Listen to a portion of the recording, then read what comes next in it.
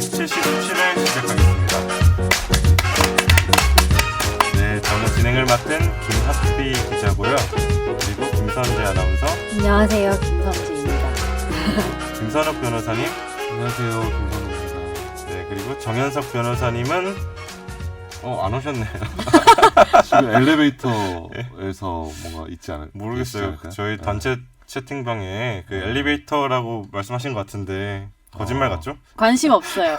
본인 집 엘리베이터 아닌가요, 혹시? 관심 없습니다. 본인 집 엘리베이터면 늦을 것 같은데 저희가 그렇죠. 네. 아무튼 시작한 시간을 네. 딱 지켜서 시작을 네. 하죠. 뭐 엄수하기로 해서. 아무튼 오신다고 하니까 무단결근 아닌 거고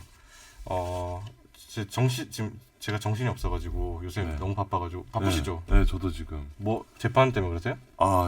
이번 주까지 뭐 어디 보고서 납품하는 게 있는데 별로 안 써놨는데. 아니 근데 밤샐 변호사가 것 같아요. 무슨 보고서 그러니까. 납품해요? 회사에서 시키면 써야죠. 변호사. 뭐 이를테면 네. 로펌에 보고서 용역을 맡기는 네, 업체들에서 그렇죠. 네, 그런 기간이 있으면 뭐 법률 자문을 해주는 거예요? 보고서를 쓰는 거죠. 법률 자문이라고. 그렇죠. 일종의 법률 자문인데 하기 싫었는데 제가 원래 거절을 잘 못하거든요. 예. 원래 거의 Yes man. 네, 그렇죠. 예스맨이고 뭐 얼마 전에 지나가다 책 봤는데 뭐 호구 뭐 이렇게 피하는 뭐 이런 그 책 제목 봤는데 네. 요새 너무 마음에 막 이렇게 팍팍 꽂혀요. 왜 거절 못해요, 근데? 그러니까 이제 그 개인 사업자도 동료분 됐는데 거절해도 되는 근데 거예요? 그게 제가 어쏘 때 받은 거라서 어쏘 변호사 할 때 적폐를 청산하시죠. 아니 그때는 왜 거절 못했냐니까요. 그때는 그러니까 뭐 하도 뭐 간곡하게 부탁하시고 내가 또 마음이 약해가지고 근데 이게 뭐냐면 늘 손해 보고 살아요 이렇게. 근데 네. 원래 마음 약한 사람한테 간곡하게 부탁해요. 뭔지 알죠? 그러니까 그럼 언젠가 네. 돌아오지 않을까요? 돌아오지 안 돌아올 것 같아요. 그것이 바로 호구지. 일단은 제가 안 회사 돌아오는 생활하면서 느낀 거는 돌아온 건 없었습니다. 네. 덕을 돌아오는 게 없었어요. 덕을 쌓는 거잖아요. 덕은 다음 생이 다음 행복하겠지. 생에 혹은 어떤 한 4대 손 정도에서 뭐 네. 쌓일 줄 모르겠는데 그 덕이 돌아올 줄 모르겠는데 아직까지 제 때는 없는 것 같아요. 음. 제가 누리지 못하는 덕은 필요 없습니다. 뭐 내가 만족하고 살면 좋은 거 아닌가? 못 만족하시는 거 만족 같은데. 못해. 화가 나. 거절했으면 불편했을 거 아니에요. 그러니까 거절하고 불편한 그 삶을 못 그게 견디는 싫은 거죠. 거잖아요. 그렇죠. 그게 문제인 거예요. 근데 그걸 어차피 이용해. 불편하네. 근데 어차피 마음이 불편하네. 해도 불편하고 안 해도 불편한 거 아니에요? 그러니까 차라리 하고 마음은 편하잖아. 몸은 불편하고 그런 거 아니에요? 하고 나면은 거절 마음은- 안 했을 때 거절 안 했을 때 음. 하면은 몸은 뭔가 마음이 다 좀 불편한데 둘 다 불편해요. 죽을 것 같아. 그래서 지금 무조건 거절하기로 했습니다. 이제부터는 저를 더 이상 호구로 보지 말고 했으면 좋겠고 제가 오늘 회사 가서 단판을 몇 개 짓도록 회사 가서 불쌍해. 나가라고 하는 거 아니에요? 그래 그럼 안녕. 저 이거 편집해 주세요. 네, 편집해 주시죠. 뭐 별일 없으셨죠? 네. 저는 별일 없고요. 저는 거절 잘해서요. 저런 일 잘 없습니다. 저는 거절을 너무 많이 해서 탈인 것 같아요. 이제 거절을 좀 줄여야 하지 않을까. 좀 이해도 해보고 받아주기도 하고 이렇게 그래요? 살아야 하지 않을까 생각하고 이 있어요. 어떤 서로 간의 어떤 중간 지점을 찾으면 제일 좋을 것 같아요, 그죠? 거절 많이 하는 사람과 아예 거절 못하는 사람 네. 중간 정도가. 아니 제가 네. 혼자 오래 살았잖아요. 혼자 오래 살다가 중간에 이제 동생이랑 같이 살게 됐는데 올해 계약 기간이 끝나요. 10월에. 그래서 올해는 진짜 탈출해야겠다. 진짜. 올해는 내가 혼자 오래 살았으니까 같이 살기 너무 힘든 거예요. 그래서 내가 탈출을 하겠다라고 어제 선언을 했거든요. 그 어머니랑 동생한테. 그랬더니 서운해하는 거예요. 되게. 근데 난 이해가 안 되는 게 지금 내 나이가 28세인데 혼자 사는 게 오히려 당연한데 그렇죠. 내가 되게 배려를 많이 해서 살아주고 있는 거예요. 동생을 사라지고 있는 거예요, 지금? 살아주고 있는 건데 아. 그쪽에서 서운해하는 거예요. 그래서 그냥 서운함도 네 몫이지 뭐 이러면서 그렇게 얘기하고 쿨하네. 네 10월에 나오게 이거 됐습니다. 배워야겠다, 진짜. 어쩔 수 없지 뭐 이렇게 이거 살고 배워야 있습니다. 돼. 우리가 그래도 정통 법률 팟캐스트를 지향하고 있는데 네. 법조계 요새 이슈가 뭐예요? 법조계 이슈는 뭐 최근에 뭐 제일 관심 있는 거 뭐예요 개인적으로 지금? 지금요? 네. 본인 보고서 요즘 시즌. 법조계 이슈. 나 보고서 어떡하지? 진짜. 법조계 오늘 밤샐 뭐- 것 같아. 법조계 이슈 중에 법조계 이슈는 이재명 지사 무죄 판결이 가장 큰 이슈죠.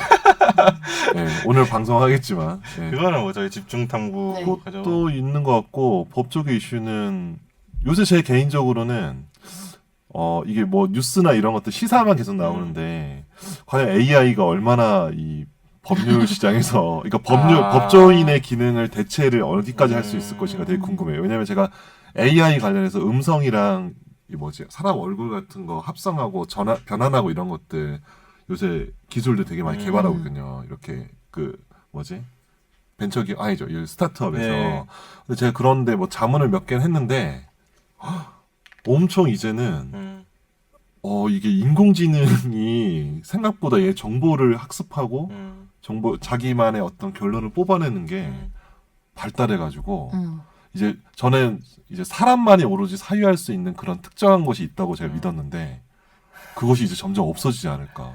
저도 뭐 저는 얼마 큰 이슈인데, 뭐 작년 말이긴 하지만 AI 관련돼서 변호사님 강의를 들은 적이 있는데 아 그래요? 그 변호사 업계에서도 AI가 화두라고 막 말씀하시더라고요. 맞아요. 그러니까 AI가 어느 정도까지 이 시장에 들어올지. 음. 그럼 이를테면 그 판결문 분석시켜가지고 뭐 딥러닝 시켜가지고 그렇죠. 그러면 의뢰인이 왔을 때 당신은 유죄될 것 같고 형량 이 정도일 것 같네요. 바로 AI가 내려준다든지 의사 AI랑 똑같은 거 아니에요. 그렇죠. 딱 진단하는 거잖아요. 그렇죠.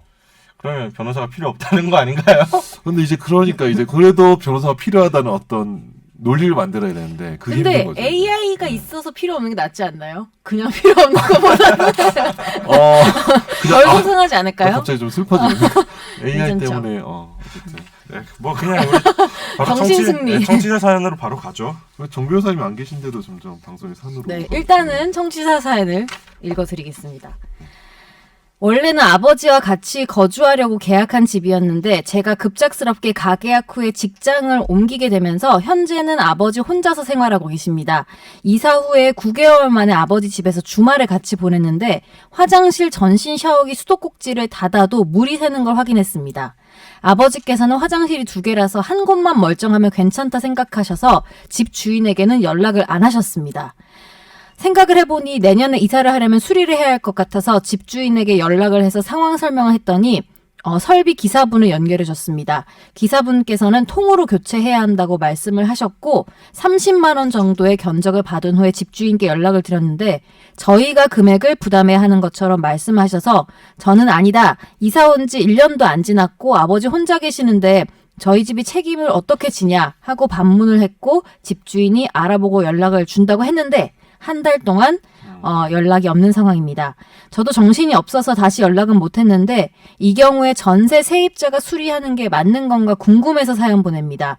지금 불편함은 없는데 이대로 수리 안 하고 집을 내놓으면 집이 안 나갈 것 같아서 걱정입니다. 그리고 한 가지 걱정이 더 있는데요. 동네 주변에 아파트 공급량이 많아져서 전세 가격이 많이 내려간 상황입니다. 저희 아버지께서 살고 계시는 곳은 빌라인데 인근 아파트 전세 가격 하락으로 내년 부동산 경기가 어떻게 될지는 모르지만 현 상황과 비슷하면 집주인이 전세 가격을 내릴 생각이 없다면 저희는 매수자가 나타날 때까지 무작정 기다려야 하는 건지 궁금합니다. 일단 첫 번째 거 먼저 보죠. 그러니까 이 수도꼭지 문제가 생겼는데 네. 이 30만 원 정도 나왔어요. 네. 이거 누가 돈을 내야 되느냐 이 문제잖아요. 집주인이 내야 되는지 이 세입자가 내야 되는지. 요거는 이제 건물이 있을 때 화장실이 없으면 안 돼요. 화장실에는 수도꼭지가 없으면 안 되잖아요. 근데 네. 수도꼭지에서 물이 새는 거는 건물의 가장 필수적인 기능에 흠결이 생긴 거니까 당연히 임대인이 수선 의무, 집주인이 부담하는 게 맞고요. 이거 그냥 안 고쳐줘도 본인이 고친 다음에 이 물 새는 장면 같은 거 동영상 촬영하고 그 다음에 이제 수리 장면을 사진 찍은 다음에 그 견적서와 영수증을 사진 다 첨부해가지고 나중에 나갈 때 받으시면 됩니다. 이거 그냥 기다리지 마시고 불편한데 왜 이렇게 그냥 쓰고 계세요? 그냥 다 고치고 난 다음에 청구하면 되는데. 집주인이 끝까지 안 주면 어떻게 해야 돼요? 안 주면 뭐 이제 내용 증명 보내야지. 내용 증명 보내고 무조건 내용 증명이야. 배운 최종 의견 몇 년 하면서 배운 거는 네. 내용 증명밖에 내용 없어요. 근데 내용 증명은 어떻게 보내야 돼요? 내용 증명 우편은 간단해요. 이렇게 그 내가 보낼 통고서 같은 거 있잖아요. 편지 같은 거를 출력을 해가지고 2부 정도 출력했나? 저도 이제 직원한테 시키니까. 근데 이제 출력해서 이제 우체국에 내용 증명 우편 보내려고 했다 하면은 그 법원, 그러니까 우체국에서 이렇게 도장 스티커 같은 걸 붙여줘요. 이렇게 붙이고 그리고 우체국도 사본을 보관하고 그런 식으로 해서 이제 이 내용으로 우편이 갔다라는 걸 증명할 수 있게 우체국도 보관하고 당사자한테 주고 그리고 받을 사람한테 갈 거 이렇게 해서 그게 이제 받을 사람한테 그러니까 어쨌든 이게 발송본은 이제 또 등기 우편으로 가서 이제 누가 받았는지가 다 조회되죠. 우체국 택배 조회 시스템에서. 그러면 내용은 아무튼 지금 말씀하셨던 뭐 네. 지금 물이 샌다는 거에 증거, 뭐 사진 같은 거 찍어서 네, 그렇죠. 좀 넣어주고 네, 이래서 우리가 수리를 했다. 네, 견적서 네. 붙여주고 예, 그렇죠. 그러면 청구하면 이렇게 돈을 청구합니다. 네. 이 내용으로 그냥 편지를 써서 그렇죠. 보내면 된다. 그러니까 뭐 사실은 내용 증명이라는 게 특별한 형식이 딱 형식이 필요한 게 있는 건 아니고 아니죠. 내가 어떤 형식을 뭐 편지든 뭐 카드든 뭐 통고서든 뭐든 간에 이런 식의 내용이 같다는 거를 증명해 주세요라는 뜻이거든요. 그러니까 뭐 형식은 별도로 없고 그냥 대충 써가지고 보내시면 돼요. 말투만 변호사 말투로 쓰면 되나요? 말투만 변호사 말투, 뭐 정현석 변호사님 말투로 쓰시면 좀 더 이렇게 임팩트가 있지 않을까 이렇게 좀 그냥 뭐 간간히 어떤 드립 좀 건조하게 섞어서. 뭐 팩트만 써서 보내도 크게 상관은 거 아닌가요? 능 그렇죠, 말투 그렇죠. 쓰면 안 되죠. 네? 능 말투 쓰면 안 되죠. 그런 거는 좀 약간 하다능 이런 거 안 되죠. 하다는 장난치면 그렇죠. 물이 써서 좀 그거는 좀 예. 예, 아무튼 첫 번째 질문은 집주인이 어떻게든 좀 고쳐줘야 된다. 그리고 이게 아파트 전세 가격 하락은 법과 현실이 너무 달라. 내 집도 아닌데 그걸 걱정해야 되나? 전세금 안 어떻게든 주면 돌려줘야 되는 거 아니에요? 계약 기간 끝나면? 근데 이게 이제 법과 현실이 괴리가 있는 그러니까. 거죠. 이게 대개 집주인들은 그 전세금을 다 썼기 때문에 네. 보유하고 있지 않잖아요. 돌리고 있죠. 그리고 네, 돌리고 있죠. 그래서 그거는 거의 모든 집주인들 그런 것 같은데. 예. 그래서 이거를 집주인이랑 제가 협의를 해서 가격을 낮춰서 조금이라도 이렇게 전부는 아니고 일부라도 최대한 다 받아서 이렇게 할 수 있도록 하시는 게 좋을 것 같아요. 압박을 많이 하셔야 돼요. 또 그거 안 있던데. 그러면 안 줘요. 저도 전세 들어갈 때 보니까 네. 안녕하세요. 바로 갈게요. 공인중개사분이 네. 아무것도 아니었어요? 전세 보증보험, 미안해요. 네. 전세 보증보험 네. 나 이걸 하라고 하던데. 자다 일어난 방송을. 전세 보증보험. 네. 그렇죠. 전세 보증보험. 그렇죠. 전세 보증보험은 특정한 금액 이하로는 가능한데 웬만한 아파트는 거의 다 아파트 빌라 다 커버가 되거든요. 그래서 근데 보증보험 들면 뭐 네. 걱정할 필요 없이 돌려받을 맞아요. 수 있다. 뭐 네. 이런 말씀하셔가지고 그거 알아보셔도 될 것 같아요. 근데 이게 사실 보험료 처음에 제가 이제 보증보험 이렇게 홍보하는 건 아닌데 보험료가 처음에 되게 비싸 보이거든요. 네, 한 되게 100만 네. 돈 되던데. 예, 근데 비싸 보이는데 나중에 집 못 빼가지고 몇 억을 못 빼면은 몇 억 못 뺐을 때 잠깐만요. 지금 방송 중이에요? 네. 네. 나는 전혀 몰랐어요. 방송 중이죠. 아무튼 네. 정현석 변호사님 오셨습니다. 반갑습니다. 네. 저는 그냥 나는 준비하고 있었어요. 무단결근이라고 생각했는데 오셨네요. 무단 결근이랑 또 말했어요. 아예 말했어요. 무단 아니라고 결근까지는 말했죠. 아니다. 엘리베이터에 있다. 지금. 집 엘리베이터에 있다고 죄송합니다. 얘기했죠. 제가. 물론 네. 변명의 여지가 없지만 좀 당겨진 건 있잖아요. 네, 네, 좀 아침에 약간 첫 약속을 통화- 좀 당겼죠. 네, 우리가 그래서 뭐 제가 괜찮다 그랬으니까 네, 죄송하지만 기다렸어요. 네. 갑자기 당겨졌다는 얘기 좀 해주세요. 한 30분 정도. 갑자기 녹화 시간이 갑자기 아니지. 어제 공지. 제가 어제 오후에 어제 얘기했어. 부탁했잖아요. 뭐 갑자기야. 어제 정도면 갑자기죠. 갑자기의 법적 저는 10시 20분에 원래 일정이 있었어요. 뭐냐면 집에서 잠깐 앉아 있었어야 돼요. 소파에. 어제 내용 증명 보냈잖아. 내용 증명 보냈어요. 원래 늘 10시 증거도 20분에는 집에 잠깐 앉아 있어야 되는 사람이에요. 근데 이렇게 일부러 온 거면 고맙다고 해야지. 판사님 판단해 주시죠. 피고인은 진짜 법이 허용하는 극형에 서고 싶은 생각이 있는데 어쨌든 아니, 죄송한데 법을 바꿀 생각이네요. 극형이 아니 극혐이란다. 피고인을 법이요. 극혐에 극혐에 처한다. 법이 허용하는 극혐입니다. 예. 더불어 극혐 티콘을 하나 보낸다. 아무튼 뭐 첫 번째 사연은 네. 끝났어요. 벌써요? 네, 첫 네. 번째 사연은 끝났어요. 이게 좀 스무스하게 답을 해주셔가지고 그래, 내가 더 스무스하게 할 수 있었는데. 킬. 네. 두 번째 해보세요 그러면. 못 봤어요. 이제 두 번째 사연 제가 갈게요. 읽어드릴게요. 사연팔이. 안녕하세요. 최종 의견에 도움 요청할 일이 없었던 걸 다행으로 여기면서 평소 잘 듣고 있는 샤이 청취자입니다. 소박한 궁금증이 생겨서 메일 드려봅니다. 가우스 전자 웹툰 2회차를 보니까 마지막 장면과 관련해서 이런 댓글이 있습니다. 법알못이 궁금증 생겼습니다. 변호사가 자기 변호하는데 상대방에게 고소를 취하하는 조건으로 합의금을 요구하면 변호사법 위반이 안 걸립니까? 피해자로 인정해 줍니까? 옆 덜미 걸리지 않는지 급 궁금. 어떻게 되나요? 어떻게 되나요? 정 변호사님. 이게 맥락이 어떤 거냐면 저도 이 웹툰을 URL을 같이 보내주셔서 제가 웹툰 안 보는데 이거 들어서 봤거든요. 우리도 네. URL을 올렸어야지 채팅방에. 난 못 봤단 말이야. 아 그래? 화내요. 내용 반말해. 대본에 보냈어요. 김학기 나한테 반말했어요. 반말 안 했어요. 아 그래? 이렇게 했어요 방금. 아니야. 청취자 여러분 들어보세요. 비디오 판도 비디오 아, 판도. 갑자기 황교안 대표 생각나네. 너 아까 악수 안 해주지 않았어? 나 들어왔을 때? 악수는 다 안 했어요. 아, 다 안 그래? 했기 때문에 나만 안 해준 거 아니야? 공평했고. 이상한데? 아 이게 보니까 어때요? 웹툰 내용이 뭐냐면 음. 이제 웹툰 내용상에 웹툰 작가가 등장하는데 변호사 출신이에요. 뭐 꿈을 쫓아서 웹툰을 그리는 분인데 갑자기 그 변호사 출신 웹툰 작가가 이제 지인들한테 그런 얘기를 하더라고. 나 이제 돈 많이 벌게 생겼어. 돈 많이 벌게 생겼어. 봤다 그거. 예? 봤어. 그 주변에 있던 지인들이 왜 뭐 좋은 웹툰 그렸냐, 뭐 반응이 좋냐 이런 건데 그 변호사의 댓글이 아니 악플이 많이 달렸더라고 이거였거든. 그렇죠. 그러니까 악플러들 고소해서 이제 돈을 많이 받겠다 이런 내용이었는데 가우스 은자? 제가 가끔 즐겨 보거든요. 아 봐요? 그 되게 허무하게 계속 그냥 웃겨요. 좀 허무하던데. 그 작가를 내가 좀 곽백소라고 좀 웃겨요. 그 사람. 거기에 댓글이 이런 거 그러니까 댓글이 베스트 댓글에 이게 달려 있더라고요. 보니까 뭐라고? 뭐 법알못이 궁금증 생겼습니다. 변호사가 자기 변호하는데 상대방에게 고소를 취하는 조건으로 합의금을 요구하면 변호사법 위반이 안 변호사가 걸립니까? 자기를 변호한다고요? 자기 사건에서 변호사가 자기 사건을 변호하다가 이분 말이 좀 이상한데 나를 변호하다가 상대방이 고소 취하니까 내가 고소를 했나 보네. 내가 변호사인데 이거 내가 지난번에 악플 고소한다 그래서 온 거 아니야? 질문?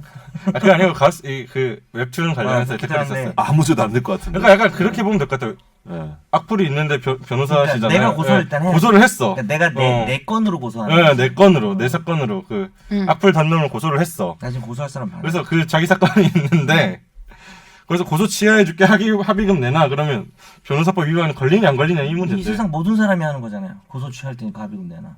누구나 할 수 있는 건데 왜 내가 내 사건을 왜 못하겠어요, 그죠? 변호사법에 위반되는 대표적인 게 뭐가 있죠? 그걸 말씀드리고 끝냅시다.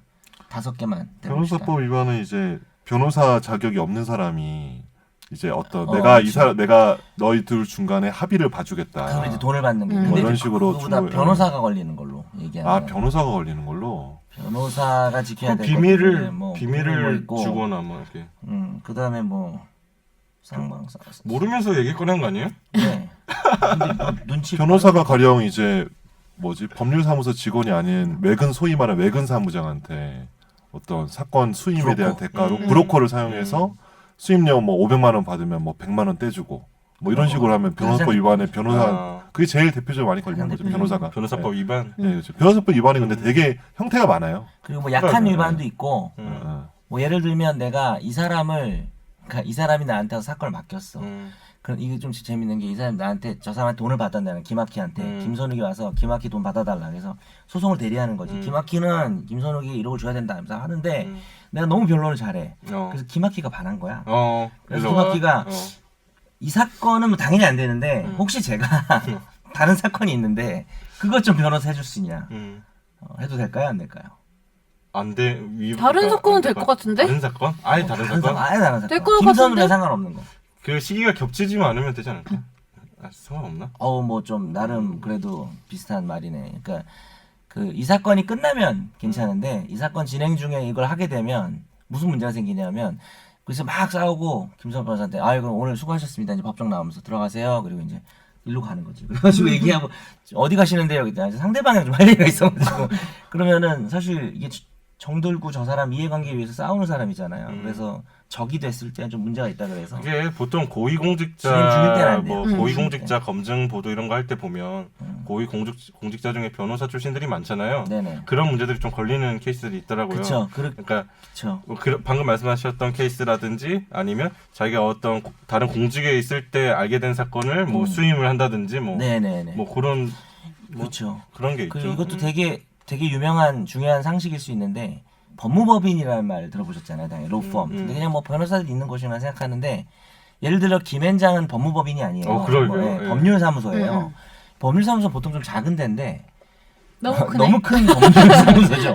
근데 법무법인은 무슨 문제가 있냐면 김앤장에서 변호사가 김선욱이 나왔어. 그러면은 김앤장에 김선욱 변호사 나왔나요? 안 그래요? 그냥 김선욱 변호사 나왔나 이거예요. 법률사무소는 변호사 개인이 중요한 거고 아. 법무법인은 저는 법무법인 중용 나왔으니까 한 다음에 누가 나왔죠? 거기서 그냥 물어봐요. 한번 정영석이 나왔습니다. 무슨 얘기냐면 법무법인이 그 하나의 변호사예요. 그래서 무슨 일이 생기냐면 법무법인이 클수록 여기 뭐 변호사 한 200명 있어. 그러면 우리가 저쪽 예를 들어서 뭐 LG전자를 위해서 뭘 하고 있어. 어떤 변호사님이. 네. 근데 내가 LG전자랑 싸울 사건이 들어온 거야. 못하는구나. 네, 그래서 근데 그때 아, 동의를 구하는 못하는구나. 거죠. 그 변호사님한테 변호사님 제가 LG전자랑 해를 되게 큰 사건이 왔는데 꼭 해야 되는데 혹시 LG전자 측의 동의를 얻을 수 있나요? 근데 보통 동의를 해주기도 해요. 왜냐하면은 그 변호사가 하는 건 아니니까. 네. 그냥 법상 그런 근데 거니까. 안 해준다고 하면 못하는 거지. 안 해주는 분도 계세요. 동의 많이 안 해주던데.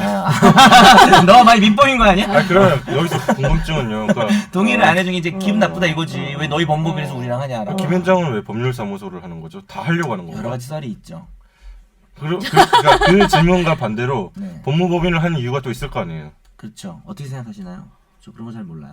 법무법인 그냥 회사 크면 다 법인 하는 거 아닌가? 그냥 자동적으로 뭐 근데 별생각 왜- 없는데. 근데 왜 김현정은 김현정은 왜 왜 안 해? 법률사무소로 남아 있냐는 거지. 그거는 뭐 여러 가지 썰이 있다. 설이 좀 있는데 그냥 지금 잘 모르고 설명해 주신 것만 이게 들었을 때는 세무와 관련된 이것저것 거라서. 다 하려고 하는 거 아니에요? 그러니까 모든 사건을 내가 다 하겠다. 뭐 그런 측면도 있을 수도 있겠죠. 왜냐하면 너무 사람이 많으니까 뭐 한 몇 명이지 한 400명까지 되나 300 몇 명. 500명 넘죠. 아, 그래요? 변호사만. 네, 요즘 국내 너무 변호사만. 국내 변호사는 500이 넘어요. 예. 제가 모르던 사이에 언제 그렇게 커졌대요? 제가 원래 컸습니다. 아 그 그래요? 친구는. 예. 저 몰래 그런 거 아니죠? 예. 네. 원래 그런 거 관심이 아니에요. 없어서 잘 몰라요. 아무튼 저 청취자 사연 돌아가서 네. 문제 없답니다. 전혀 변호사 문제 네, 네. 전혀 문제 없고. 네. 그럼 마지막 사연은 약간 훈훈한 건데 약간 사연은 네, 아니고요. 사연은 아니고요. 예. 저 예전에 알바하다가 미성년자한테 주류 판매해서 사연 썼던 청취자입니다. 허겁지겁 쓴 메일에 같이 걱정도 해주시고 법률 지식도 알려주셔서 정말 큰 도움을 받았었는데요. 출연진 선생님들 덕분에 다행히 불기소 처분받고 영업정지 처분을 피할 수 있었습니다. 목동 방향으로 절 한번 올린다는 걸 사는 게 바빠 미루다가 이제야 뒤늦게 감사 메일했습니다.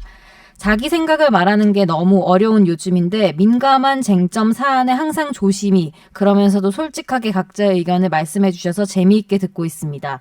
생각이 비슷할 때도 다를 때도 있지만 언제나 감사하게 듣는 이유는 다른 의견에 대한 출연진 분들의 열린 수용성 때문이에요. 비판 아닌 비난은 너무 신경 쓰지 마세요. 모두 꽃 뺀 길 말고 꽃길만 걸으시길.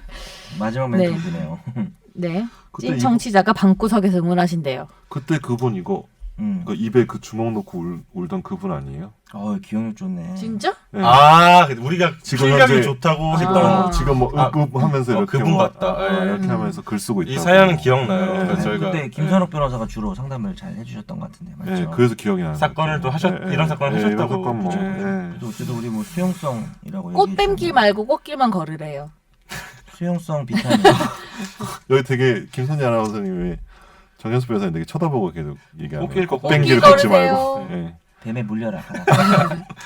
2017년 태국 파타야로 해외 인턴십 프로그램을 떠난 A씨는 2달 뒤 현지의 한 콘도 22층 옥상에서 떨어져서 사망했습니다. 사고 직전 A씨가 인턴십에 함께 참여한 여학생과 주고받은 문자에서 그럼 내가 싫다고 말해줘. 평생 보기 싫다고. 포기하게 해주라 제발. 잘 있어라. 나 간다. 너도 정말 이기적이다. 한 번이라도 얼굴이라도 보여주지. 라는 말을 남겼습니다.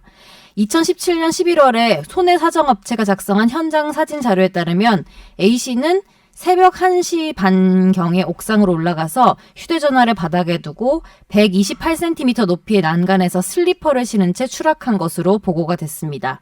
A씨는 당시 현대해상에 가입 금액 1억 원의 이 상해 사망 담보 특약 그리고 가입 금액 1억 6천만 원의 상해 사망 추가 담보 특약 등을 내용으로 한 보험에 가입한 상태였습니다.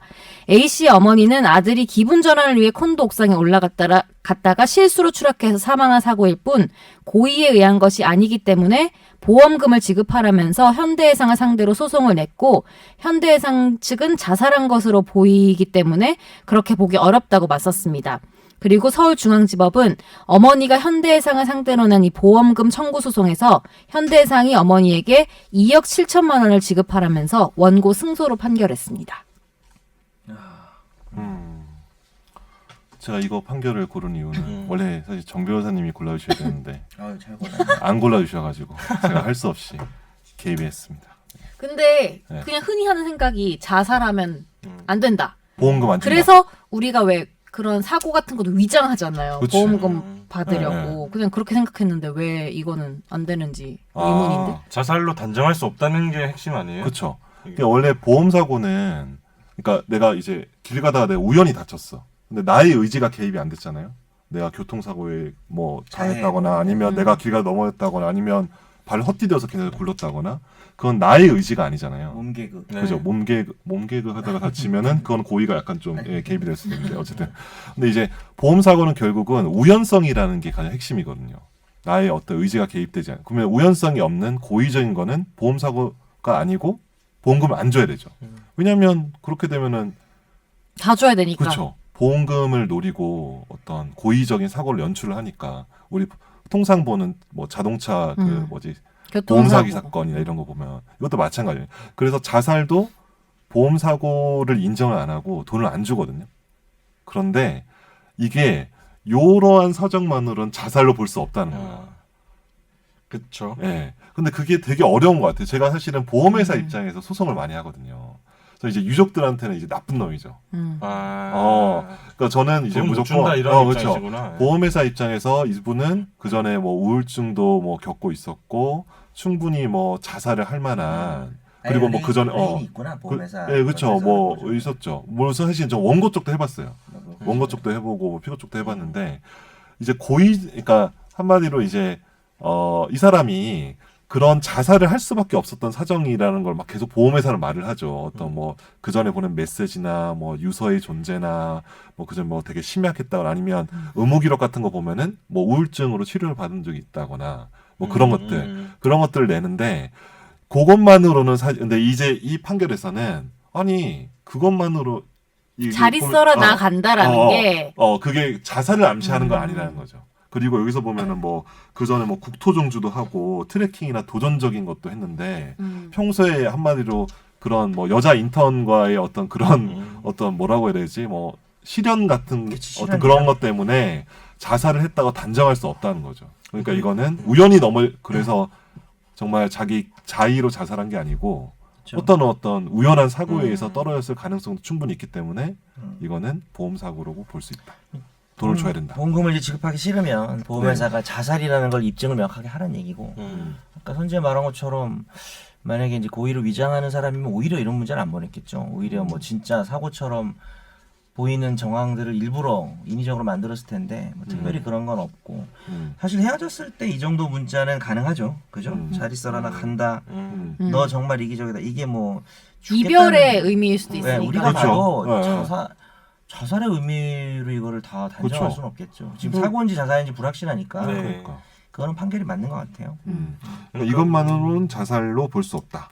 그러니까 다른 사정들을 많이 봤잖아요. 뭐 그렇죠. 평소 작성해놨던 메모 보면 뭐 취업 준비 열심히 하고 있었고, 그렇죠. 뭐 국토종주나 트레킹 등 그런 게 중요한 목표로 거죠. 삼고 있었다. 그래서 그렇죠. 죽을 이유, 그러니까 죽어 하려는 의지가 없어 보인다 이거 아니에요? 그렇죠. 이 말 하나만 가지고 뭐 자살이네 아니네 하는 것보다는 지금 딱 김 기자님 말한 것처럼 다른 기록을 많이 봤겠죠. 근데 그러면은 불확실할 때는 보험금을 줘야 된다는 거네. 요새 거의 보험금을 많이 주더라고요. 저도 소송해 보면은 근데 이게 참 어려운 게 원래 우연성이라는 거, 즉 보험 사고 내가 자살이 아니라는 거는 그 원고 쪽에서 입증을 해야 되거든요. 원래는 입증하는 게 맞는데 이제 판사가 이제 여기 판결문에도 있죠. A 씨가 기본 전환을 위해 파타야니까 네. 기본 전환을 위해 난간에 걸터 앉았을 가능성이 있고 네. 그때 무게 중심을 잃어 추락할 개연성도 네. 배제할 수 없다. 네. 그러니까 여러 가지 가능성이 있는데 이 사람이 꼭 자살이라고 투신이라고 볼 수가 없다는 거죠. 그러니까 이제 자살이 아니라는 거를 보험 계약자가 입증해야 되긴 하는데 그렇죠. 사실 자살이 특수한 상황이긴 하잖아요. 워낙 특수한 상황이죠. 현실적으로. 그러니까 네, 이제 그렇죠. 거의 약간 이런 상황이 벌어지는 거죠. 그래서 보험사에서는 의무 기록을 막 떼요. 어떤 우울증이나 이런 것도 치료받은 전력이 있는지. 현실적으로 보험회사가 입증하는 것처럼 거의 그렇게 현실적으로 그렇게 되죠. 원래는 원고가 입증해야 원고가 입증하는데 되는데. 원래 법리적으로 맞는데 네. 소송하다 보면 보험사가 입증을 해야 되고. 저는 근데 이런 사건을 저 꽤 많이 했거든요. 투신 자살 전문 거의 우리 회사에서 했는데, 그러니까 자살의 양태를 너무 투신 자살 뭐 어떤 거는 너무 사실 너무 이제 너무 마음이 아픈 것도 많아요. 이게 자살의 형태를 보면. 네. 근데 이제 그걸 보다 보니까 좀 그 사건 하면 좀 성격이 좀 안 좋았던 것 같아요. 그래서 내가 나중에 사건 이거 안 하고 싶다고 회사에. 뭐 일단 저희가 만약 취재하는 입장에서 이게 자살이냐 아니냐 볼 때는 유서있냐부터 좀 그렇죠. 확인을 그것도 해보고. 많이 보죠. 네. 근데 되게 유서 없어요. 되게 없어요. 되게 없어요. 그런 유서 있으면 확실하죠. 음. 유서가 없으니까 오히려 문제예요. 요새 있으면 뭐 네. 그거부터 저희는 네. 확인하고 간단하지. 그러니까. 제가 아는 네. 분이 보험 회사에 다니는데 그래서 이런 생명보험이나 정말 죽었을 때 나오는 그런 큰 돈 나오는 것들은 되게 심사가 엄청 까다롭대요. 엄청 까다로워요. 그래서 예를 들면 제 나이, 여덕인데. 그러니까 제 나이 때 가입은 거의 불가능. 아, 왜냐하면 지금은? 나는 어리니까. 생명보험. 그러니까 이런 거죠. 28세 어린애가 왜 생명보험에 가입하려고 하지? 혹시 딸린 가족이 있나? 뭐 이런 것 때문에 잘 오히려 가입이 좀 힘들다고 하더라고요. 생명보험 가입하셨어요? 저는 뭐 하나 있어요. 와이프가 저 들어놨더라고요. 아 진짜? 뭐 혹시? 전화 가면 동의라고 그래. 그러시네. 뭔데? 그랬더니 자세히 몰라도 돼.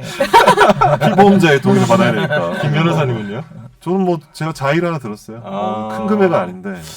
예. 나는 전혀 안 들어서. 저는 들어요, 안 해요? 금액이 그래요? 되게 커서 주의하고 있어요. 얼마 정도 됩니까? 아내가 내 뒤쪽에 있다든지 저도 좀 물어. 아니 얼마 정도 장난 왜 될까요? 이렇게 무섭게 얘기해요? 산기술 이런 데서 그런 그 데서 안 옛날에 가요. 그 보험 광고 중에 되게 무서운 광고 있지 않았나? 뭐 무슨 뭐 10억을 뭐 있잖아요. 네. 뭐 이렇게 네. 갑자기 잘생긴 남자가 집에 찾아와서 네. 남편 죽었는데 호스로 그- 몸을 뿌리고 그래가지고 좀 그래서 남자들이 조금 뭐라 약간 했었죠. 빡쳤던 광고가 있었던 거 난 같은데. 잘 모르겠다. 기억 안 나. 그 그건 몰라 되게 유명한데. 십몇 년 전 광고. 그러니까 이 여자가 호스로 되게 아름다운 이렇게 정원 맞아, 같은 맞아. 물을 뿌리는데 이 여자의 나레이션이 10억을 받았습니다. 그러니까 백야드에 물을 뿌리고 있는 거야. 광고가? 화창한 날씨에. 보험회사 직원이 되게 밝게 웃으면서 또 이제 그런 혐의를 가지면 안 되지만 잘생겼어. 보면서. 잘생겼어. 엄청. 이렇게 밝게 웃하는데 왜 찾아와? 남편이 죽었다는 소리거든. 그거는 좀 아, 문제 있는 것 진짜? 같아. 그건 조금 근데 약간 요즘 어떡해. 감수성으로는 남의 도저히 이해가 안 죽음에 되는데? 대해서 그때 그렇게 욕 얘기할 엄청 수 먹었어. 있지? 우리가 좀 나이가 많아서 그런가 이거 모르네. 모르죠. 어떻게 둘 다 전혀 몰라요. 이게 처음 얘기가 들어요. 다른데. 이 광고가 2000년 중반에 나왔어. 아 그러니까 모를 정도는 아닌데. 몇 년? 2000 중반이 몇 년? 2004년인가? 저 뭐- 2004년에 아니야, 내가 중학생이었어요. 2005년 시험 붙고 중학생? 2006년인가 나왔던 것 같아. 프루덴셜인가? 저- 이거 말해야 되나? 음. 하여튼 광고였는데. 중학생이었어요. 네. 일단 넘어갈게요. 네. 프로지오는 아니지 프로지오. 네? 아니. 프루지오는 아니고요. 네. 프루지오는 보험이 없고요. 네, 그러면 집중 탐구로 가겠습니다. 네, 이번 주 집중 탐구는 좀 가져올게요. 예, 이재명 경기도지사의 1심 판결을 저희가 좀 자세히 살펴보려고 합니다. 판결은 보셨어요? 네. 그럼요. 네. 보셨고. 그 조간에 봐야죠. 사진 아, 이재명 지사 사진으로 가득하더라고요. 일단 저도 뭐 관련 기사들 쭉 찾아보고 마지막에 이제 판결문을 봤는데 판결문이 그 98쪽이에요. 그러니까 거의 100쪽짜리 100페이지 가량의 판결문이고 한 번 보고 좀 언뜻 이해가 안 돼서 저 두 번 봤거든요. 그래서 일단 이거를 저희가 뭐 다 전달해 드릴 수는 없을 것 같고 보면서 약간 제일 뭐 의미가 있었거나 뭐 네, 논란이 있었던 거? 일단 그러면 혐의별로 좀 짚어볼게요. 한 5개 되나요? 4개요. 네 4개. 개, 크게 네 개? 봤을 때 4개인데 사건으로 보면 3개고 혐의로 보면 4개인데 일단 검찰이 이제 작년 12월 11일 날 기소를 했는데 첫 번째는 친형 강제 입원 시도 관련해서 직권 남용 혐의와 허위 사실 공표 혐의 요 두 가지 그러니까 친형 강제 입원 시도 관련 요 사건 하나 가지고 2개의 혐의를 적용을 했고 기소할 때 그리고 검사 사칭 사건 관련 허위 사실 공표 요 혐의 그리고 마지막으로 대장동 개발 사건 관련 허위 사실 공표 이렇게 혐의로 보면 4가지인데 공직선거법. 네 허위사실 공표가 있죠. 이 허위 사실 공표가 크게 3가지잖아요. 네.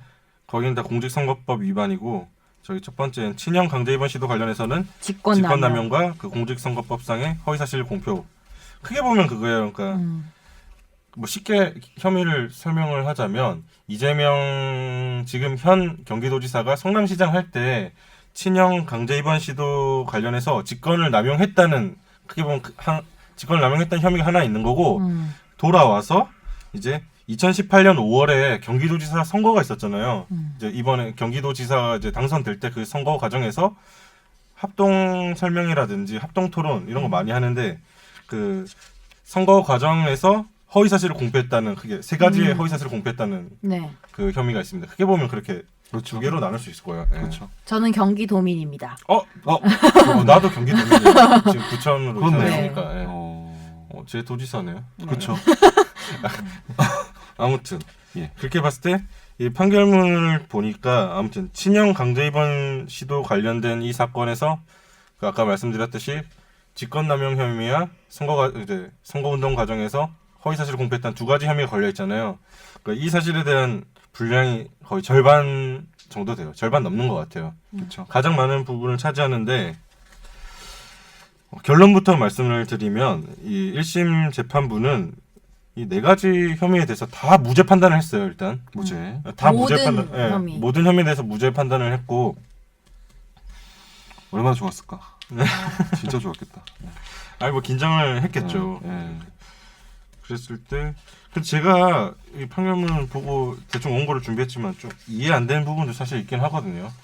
그래서 좀 설명을 해주셨으면 좋겠는데 예. 제가 보기에는 근데 이제 이게 뭐 재미없는 부분이 있고 재밌는 부분이 있는 것 같은데 일단 그러면 네. 혐의별로 나눠서 사건별로 네. 이제 친형 강제 입원 관련해서 한번 먼저 예. 보죠. 강제 입원이 제일 핵심이고 네. 뭐 대장동 수익금 이거는 재미없으니까 빼고요. 뭐 검찰 사칭 사건 이런 네. 것도 약간 예. 이거에 보여서는 마이너한 부분이죠 사실. 네, 혐의에서. 그렇죠. 네. 예. 제일 중요한 건 이제 친형의 강제 입원 시도 관련된 요 그쵸. 내용 이게 가지고 핵심이죠. 두 가지 혐의인데 예. 일단 그 공소사실 아까 말씀드렸지만 성남시장을 할 때인데 네. 이재명 지금 지사가 성남시장 언제부터 언제까지 했냐면 2010년 7월부터 2014년 6월까지 4년을 했고 네. 2014년 7월부터 2018년 3월까지 한 두 번을 한 거예요. 그러니까 그런데 이 사건은 2012년 뭐 요때 얘기 같아요. 첫 번째 할 때. 네, 첫 번째 이제 성남시장을 할 때인데 그러니까 너무 좀 약간 기니까 뭐라고 얘기해야 되지? 이 시기라 그랬어요. 지금. 아니야. 자꾸 막 듣기 평가하게 만들어. 네, 나한테 욕하는 줄 알고. 저 욕 잘 안 해요. 욕 네. 거의 안 해요. 또 나한테만 하는 줄 알고. 자, 이거 어떻게 정리해야 되지? 아무튼 일단 그 입원시키려면 어떻게 해야 되는지 어떻게 법에 법률 정보를 정의돼 좀 있는지 네. 그거가 중요할 것 같은데. 법률 정보는 변호사님이 주시죠. 아, 맞다. 저는 생생정보 맡아서 하겠습니다. 그건 나야. 그 역할은 나야. 생방송 투데이. 김 변호사님이 좀 정리해 주실 수 있겠습니까, 이거? 예, 하겠습니다. 일단은 그 요새 정신병원 강제 입원이 사회적으로 이슈가 많이 됐잖아요. 네. 이거 아니더라도 요새 그래서 규제가 많이 되고 있죠. 그 전엔 사실은 가족들, 그러니까 본인 동의 안 해도 가족들이 막 그냥 앰뷸런스 태워가지고 넣을 저 수 멀리 있었지. 넣고 그 다음에 재산 이렇게 슬쩍슬쩍 이렇게 하고 드라마에도 많이 요새 나오죠. 많이 안 나오죠. 찾으러 가고. 그러니까 드라마에 되게 많이 나온 소지잖아요. 누구 네. 골로 보낼 때 꼭 정신병원으로 해가지고 멀쩡한 사람을 뭐 그쵸. 이제 강제 입원 시켜버리고 그쵸. 재산 빼돌리고 아가씨 이런- 아가씨. 시대가 다르지만 영화 맞아. 아가씨. 아가씨가 생각나더라. 맞아. 예. 그게 많은데 그래서 이제 정신보건법이라고 이제 법에 있어요. 법에 어떻게 하냐면은 이게 특이한 법이 있어요. 이제 뭐냐면 시장, 군수, 구청장에 의한 입원이라는 제도가 있어요. 원래는 보호자가 이제 그걸 신청할 수 있는 건데 특별하게 보호자가 없는 경우도 있고 그죠? 그러니까 아니면 보호자가 그 보호를 아예 포기한 경우도 있죠. 그래서 정신병자 하나 막 길거리에 돌아다니고 있는 거예요. 그러면은 관할 그 지자체 장의 입장에서는 공공의 질서에 위해를 가는 거잖아요. 위험하니까. 그래서 이 정신보건법 25조에 시장에 의한 입원이라는 제도가 있어요. 예, 구정신보건법이죠. 그죠? 구정신보건법이죠. 그래서 구가 왜 그러면 왜 그 당시 이게 혐의가 이제 문제된 게 2012년경이거든요. 2012년경이라서. 구 정신보건법 이거는 17년에 개정된 거네요. 그렇죠. 예. 그러니까 2012년에 요 이재명 시장이 뭐 밑에 보건소장이랑 비서실장을 시켜서 친형의 강제 입원을 시도했는지 여부가 2012년에 문제가 됐기 때문에 구정신보건법 그냥 정신보건법이 적용이 되는 거네. 그렇죠. 여기서 보면은 정신질환으로 자신 또는 타인을 해할 위험이 있다고 의심되는 자를 발견한 정신건강의학과 전문의 또는 정신보건 전문요원은 시장에게 장애인의 진단 및 보호를 신청할 수 있다가 1항이에요. 이거 발견한 사람이 누구죠? 의사요. 의사죠. 예. 의료진이죠. 한마디로. 네. 의료진이에요. 첫 번째 1항은 의료진이 발견해야 돼요. 의료진이 진단을 시장에 신청할 수 있는 게 1항이고 2항은 뭐냐면 신청을 받은 시장은 그러니까 시장 군수 구청장인데 시장이라고 할게요. 네. 시장은 즉시 정신건강의학과 전문의에게 당의 정신질환자로 의심되는 자에 대한 진단을 의뢰하여야 한다. 이게 2항이에요. 이건 뭐죠? 입원시키는 게 아니고 그렇죠. 진단. 입원이 아니고 여기서는 진단이에요. 네. 이게 바로 이제 사건의 핵심인데 네. 진단이고 3항은 뭐냐면 자 진단을 의뢰해가지고 3항은 이제 진단을 의뢰받았어 시장한테서. 그러면 정신건강의학 전문의가 자 그 사람이 있잖아요. 그 진단을 의뢰받는 사람이 정말로 자신 또는 타인을 해할 위험이 있어 그 증상의 정확한 진단이 필요하고 인정한 때에는 그죠?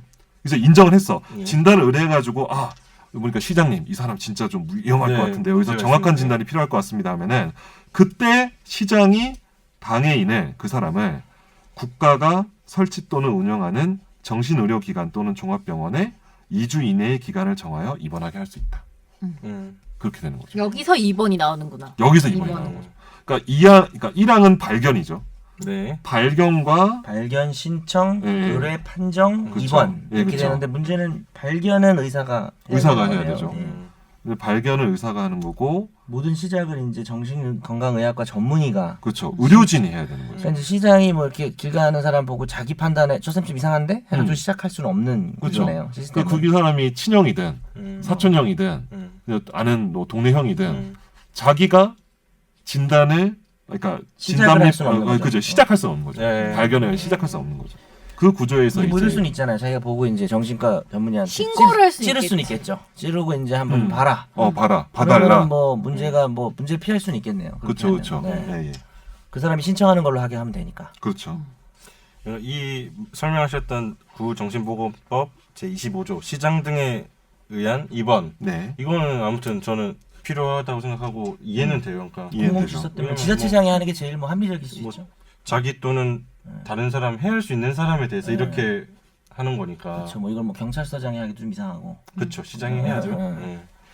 그런데 아무튼 이게 2012년 4월부터 8월 사이에 이제 그 당시 그 성남시의 보건소장, 뭐 네. 정신과 전문의 등에게 네. 뭐 검찰 주장이에요. 친형에 네, 그렇죠. 대해서 뭐 네. 정신병원에 강제 입원을 지시를 했고, 그렇죠. 다이렉트로. 지시를 했고, 검찰 주장을. 네, 그렇죠. 검찰 주장을. 네, 네.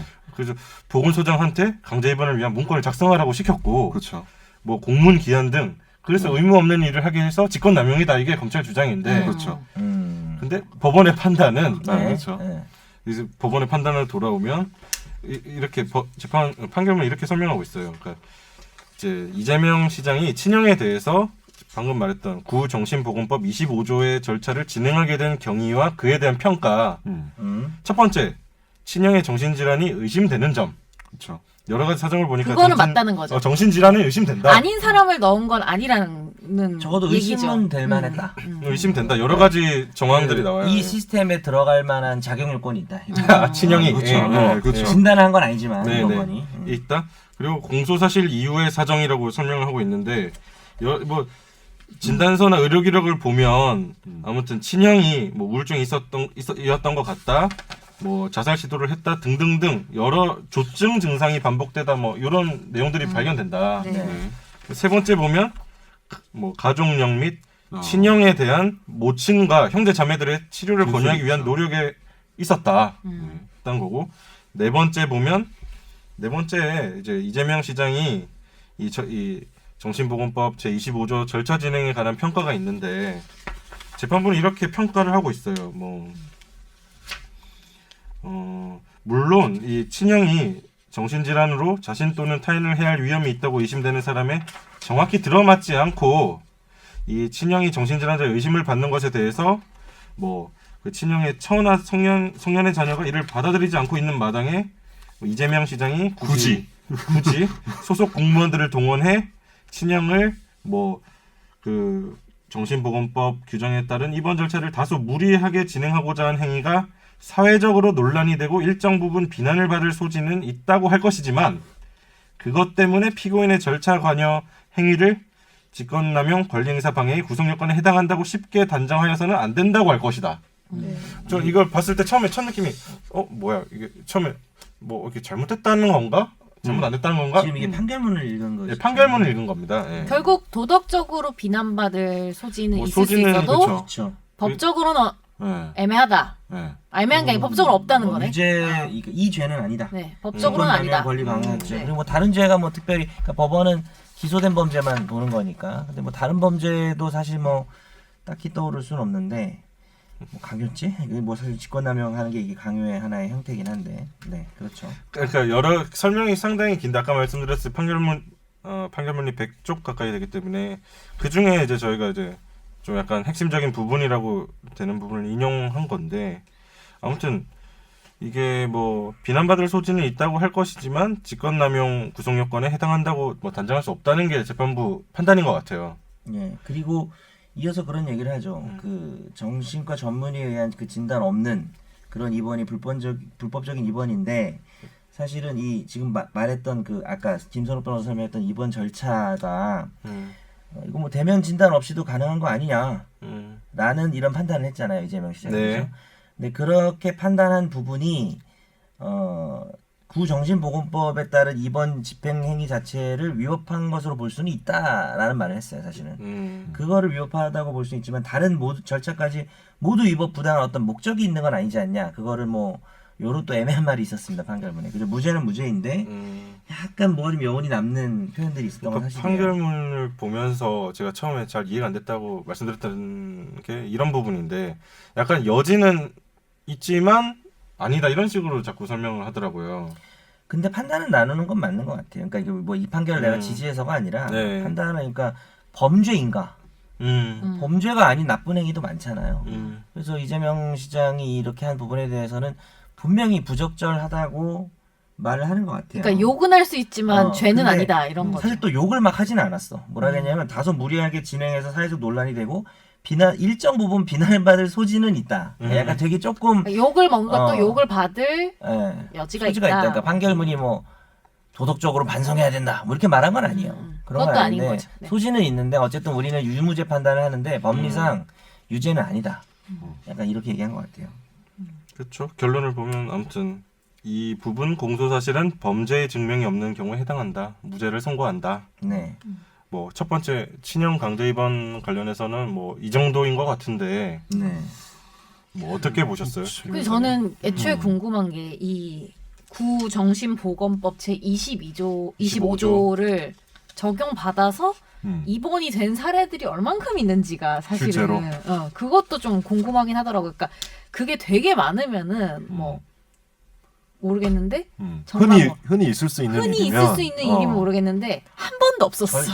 별로. 그러니까 예를 들면 절차 까다로워서 그런 좀 물음표가 생기긴 그냥 하더라고요. 지나가던 사람인데 그냥 강제 입원시켜야 되는 판결문 상황이 안 읽었죠? 아니 안 읽었어요. 죄송해요. 강제 입원시켜야 되는 상황이 뭐 별로 그렇게 흔하지는 않겠죠. 네. 판결문에 그 부분도 설명하고 있어요.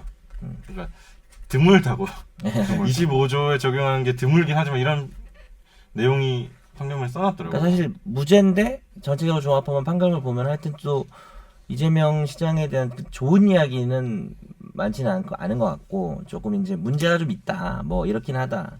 그러나 무죄다. 어쨌든 범죄자로 볼 수는 없다. 뭐 그게 유죄 아닐까요? 그래서 제가 뭐 판결문을 보고 이 정도 핵심이라고 전달 드렸지만 그럼 궁금한 것 좀 여쭤볼게요. 네. 직권남용이 되려면 어떻게 해야 되는 거예요? 그러니까 뭐 이게 직권남용의 구성 요건에 해당하지 않는다고 본 거잖아요. 재판부는. 그렇죠. 그러니까 직권남용이라는 게 요새 좀 유명해진 제명이잖아요. 그렇죠. 최모 사건, 그러니까 국정농단 사건 때 네, 유명했죠. 국정농단 사건이라든지 지금 엔간한 국정농단 사건에 네. 다 직권남용, 권리행사 방해, 뭐 그렇죠. 이게 정확히 좀 약간 짚고 넘어가야 될 것 같은데. 그렇죠. 그러니까 해당 그 이제 밑에 있는 하급 공무원한테 그 사람이 하지 않아도 되는 일을 불필요하게 이제 어떤 그죠 그런 거 시키는 걸 이제 통상적으로 직권남용이라 하는데 여기서는 굉장히 이 판결에서 엄격하게 본 거죠. 여기서 보면은 판결문 보면은 이제 비서실장을 통해서 그 보건소장에게 지시하고 보건소장이 이제 그 분당 그 당시 이제 분당 서울대병원이 아마 이제 정신 네. 그 센터를 네. 위탁 운영하고 있었던 것 같아요. 위탁 받은 거죠. 그 운영 권한을 그래가지고 하고 있었는데 거기 관련돼서 뭔가 계속해서 지시나 어떤 수정들 이런 것들이 계속 오가거든요.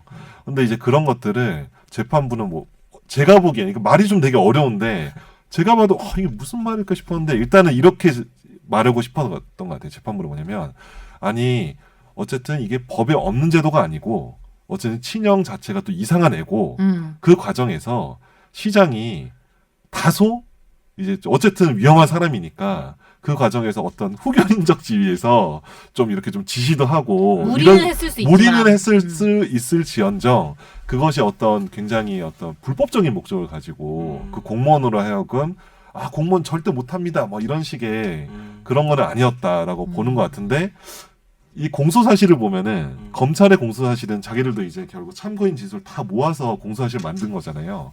근데 검찰의 공소사실을 보면은 제가 보기에는 직권남용 되는 것 같거든요.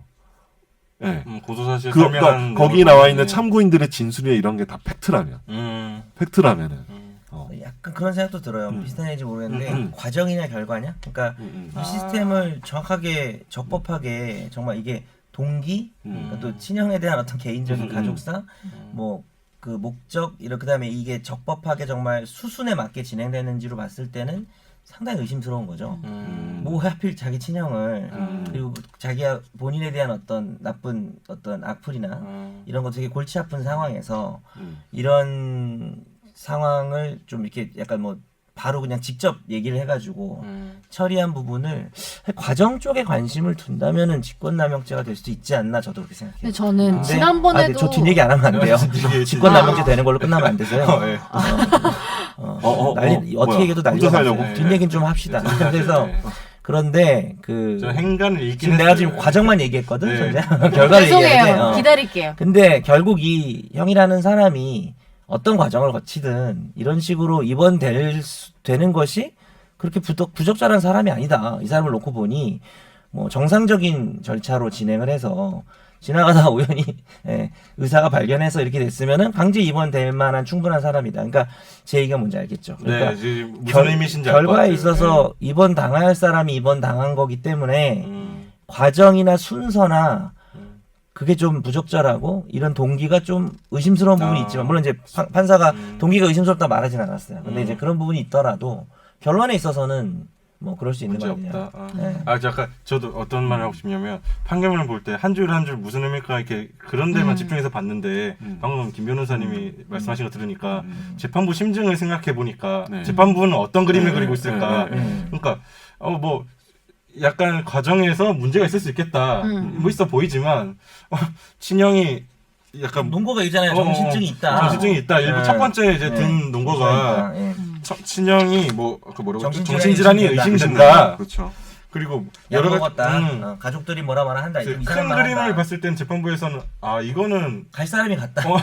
갈 사람이 그렇게 해서 무죄 결론을 이룰 수 있겠다 생각이 드네요. 그러니까 우리가 아까 얘기한 것처럼 드라마에 나오는 정말 멀쩡한 사람인데 강제로 이렇게 보내려는 경우가 아니었던 거 아니에요? 그거는 아니었죠. 그건 아니죠. 이 사건에 그건 아니었죠. 재판부가 봐도 여기 보면 2012년에 그 사건이 있었는데 입원 시도 이런 것들 혐의가 2013년에 이미 진단을 받아서 우울증 받고 그 당시 그 이후로 이제 국립부곡병원이라고 실제로 병원에 입원을 해요. 2014년인가 그때 입원을 하고 그리고 그 당시 그 수많은 이렇게 어떤 패드립들이 나오거든요. 2012년 당시에. 그렇죠. 여기 판결문에 다 있더라고. 이게 너무 다 여과 없이 네, 다 있는데. 그러니까 이 친형이 어머니한테 한 거예요? 네, 이게 친형이 어머님이 어머니한테 가족 있고, 뭐 가족 아닌 일반인들한테도 재수 있고 뭐 해서 네. 뭐 네. 그걸 봤을 때 정말 이건 이 한마디로 여기 25조에서 넣을 만한 정도의 사람이지 않았냐.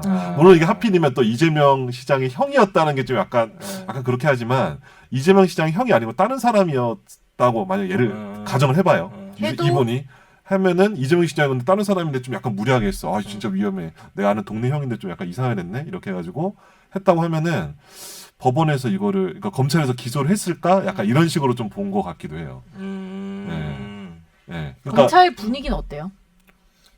뭐 지금? 네. 뭐 상식적으로 이해 안 된다. 막 되게 비판하고 그쵸. 있죠. 비판하고 있죠. 지금 상식적으로 이해 안 되는 부분이 있어서 뭐 항소를 적극 검토하겠다. 뭐 이게 첫 번째 반응이었죠. 되게 공을 들여서 기소를 했어요. 왜냐면 공소사실을 보면은 엄청 꼼꼼하게 참고인 경기도 지사잖아요. 네. 이게 잘해야지. 경기도 지사면 제대로. 네.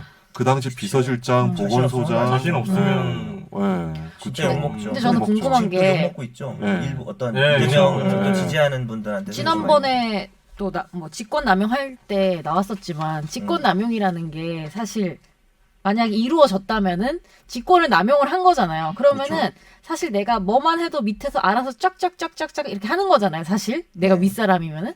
근데 그거에서 사실 증거라는 거를 잡기가 되게 그러니까 이거 떠나서 좀 애매하다라는 증거를 생각- 잡기가 혹은 뭐 법리를 구성하기가 하기가 그렇게 구성 요건에 맞추기가 좀 어렵긴 하다라는 그러니까 잘하기가 되게 힘든 구조인 것 같다고는 생각을 했어요. 왜냐하면은 막 진술만으로 그렇게 되나? 그거를 다 신뢰할 수가 있나? 애초에? 근데 증거는 그렇게 큰 문제는 없고요. 뭐 마치 우리 지난번에 성범죄 할 때 진술만으로 되는 것처럼 직권남용죄도 진술만으로 될 수도 있겠죠. 될 수도 있는데 이제 문제는 그 직권남용이라는 개념이 좀 어려워서 이 사람이 정말 불법적으로 정말 뭐랄까 좀 일반 직무 권한에 속하는 사항이어야 되고 뭐 그런 부분에 좀 어려움이 있는 거죠. 그러니까 걸쳐 있는 것 같아. 어딘지. 시장이면 뭐 다 직무 권한은 다 해당하는 거잖아요. 그렇죠. 근데 이게 저는 항소심에서 좀 지켜봐야 될 것 같다는 생각이 이제 이재명 지지자들한테 좀 죄송하지만 제가 봤을 때는 논란이 좀 있다. 논란이 요것도 그렇고 검사 사칭 부분도 약간 논란이 있을 것 같아요. 이게 검사 사칭 좀 바로 넘어가 볼까요? 네. 그러면 이제 혐의로 봤을 때 두 번째는 그러니까 친형 강제 입원 시도 관련해서 허위사실 공표 사실이고 이건 이어지니까 일단 패스할게요. 그러면 세 번째 혐의가 검사 사칭 전과 관련해서 허위사실 공표에 의한 공직선거법 위반의 점. 네. 공소사실은 뭐냐면 이거 아까 말씀드렸던 경기도지사 이제 선거할 때 네. 여러 가지 토론회 같은 걸 하잖아요. 토론회에서 그 당시 김영환 후보인가요? 그 바른미래당 그 후보자 질문이 뭐였냐면 질문을 관련돼서 여러 가지 의혹을 제기하니까 이재명 당시 후보가 얘기했습니다. 제가 한 게 아니고 PD가 사칭하는데 제가 옆에 인터뷰 중이었기 때문에 제가 그걸 도와주었다는 누명을 썼습니다. 저는 검사를 사칭해 전화를 한 일이 없습니다.